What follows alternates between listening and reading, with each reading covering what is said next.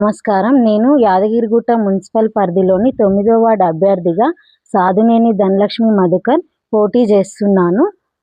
దయచేసి నాకు ఓటు వేసి గెలిపించగలరు. నామినేషన్ వేసిన తర్వాత ప్రచారంలో భాగంగా నేను 9వ వార్డ్ ఓటర్లను కలిసినప్పుడు అక్కడ చాలా మంది ప్రజలు చాలా ఇబ్బందులకు గురయ్యారు. ఎందుకంటే నైట్ స్ట్రీట్ లైట్లు లేవు, చాలా చీకటిగా ఉంది. నాకు కూడా నడవడానికే చాలా ఇబ్బందికరంగా ఉంది. ఎక్కడ చూసినా రోడ్ల పైన మురికి నీరు, దానిపైన దోమలు, ఈగలు. చాలా మంది కొంచెం ఆరోగ్యంగా లేరు, హెల్త్ బాగుంటలేదని నాకు కంప్లైంట్ చేశారు. ఎక్కడికక్కడ డ్రైనేజ్ సమస్యలు, మళ్ళీ ఎక్కడికక్కడ రోడ్డు పైన పక్కకే చెత్త వేయడంతో చాలా స్మెల్ వచ్చి చాలా ఇబ్బంది పడుతున్నారు ప్రజలందరూ. నేను ఇందిరా కాలనీలో ప్రచారంలో భాగంగా అక్కడ లైట్స్ లేవు, చాలా మంది వికలాంగులు చాలా ఇబ్బంది పడుతున్నారు, నడవడానికి చాలా కష్టంగా ఉంది వాళ్ళకి. నా ప్రచారంలో భాగంగా ఈ 9వ వార్డులో ప్రచారం చేస్తున్నప్పుడు ఎక్కడికక్కడ కోతుల బాధ చాలా ఉంది. బయటికి వెళ్ళాలంటేనే చాలా మంది ఇబ్బంది పడుతున్నారు. కౌన్సిలర్గా ఎలక్ట్ అయిన తర్వాత ప్రజలకు డ్వాక్రా సంఘాల నుండి వచ్చిన డబ్బులను మహిళలు వాళ్ళు ఎలా యూజ్ చేసుకోవాలో వాళ్ళకు యాదగిరిగుట్టలోని పాతగుట్ట లక్ష్మీ నరసింహస్వామి దగ్గరకు వచ్చే భక్తులకు మంచి నీరు, మౌలిక వసతులు కల్పిస్తానని నేను చెప్తున్నాను. నమస్కారం. ఈరోజు మీరు చూసుకున్నట్టయితే 9వ వార్డు యాదగిరిగుట్ట మున్సిపాలిటీ నుంచి మా సతీమణి సాధునేని ధనలక్ష్మి గారు అభ్యర్థిగా పోటీ చేయడం జరుగుతుంది. స్వయంగా వారు ఒక ఎడ్యుకేటెడ్ ఎంఫార్మసీ చేసింది.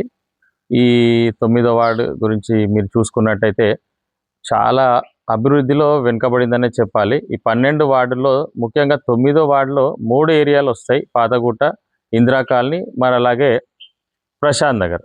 ఈడ చూసుకున్న ముఖ్యంగా ఇందిరా కాలనీ ఎంతో వెనుకబడిపోయింది. మన గౌరవ ఎమ్మెల్యే గారిని కూడా మనము కాలనీలో తీసుకురావడం జరిగింది.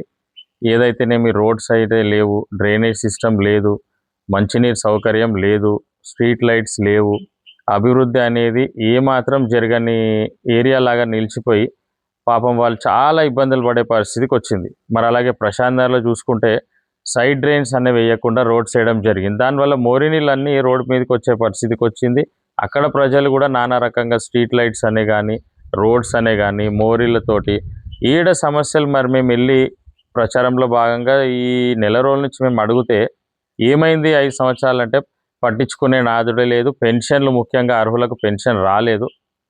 ఈ 5 సంవత్సరాల్లో అభివృద్ధిలో ఈ మాత్రం కూడా చూసుకున్నట్టయితే మా పాతగుట్ట పాత నరసింహస్వామి రోడ్ అయితే అధ్వానంగా తయారైంది. గతంలో నేను ఎంపీటీసీగా ఉన్న 2014లో అప్పుడు మేము గౌరవ కాంగ్రెస్ పార్టీ హయాంలోనే మీరు చూసుకున్నట్టయితే రోడ్డు పడింది. దాని తర్వాత ఈ 10 సంవత్సరాల టీఆర్ఎస్ ప్రభుత్వంలో అసలు రోడ్డు గురించి పట్టించుకునే వాళ్ళే లేరు.